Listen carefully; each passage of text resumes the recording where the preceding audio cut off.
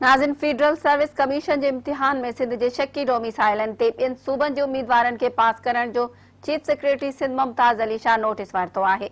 Chief secretary चयो आहे त मामले जी जांच जो हुकुम ॾेई छॾियो।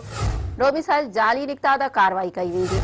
CSS जे इम्तिहान में सिंध जी कोटा ते शकी ڈوميسائلن ते ॿियनि सूबनि जा उम्मीदवार पास थियण जो इंकशाफ थियो आहे।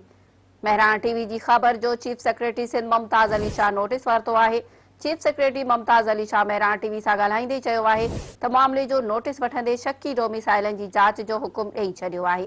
मुमताज़ अली शाह चयो त उम्मीदवारनि जा ڈوميسائل जाली निकिता त उहे रद्द कया वेंदा।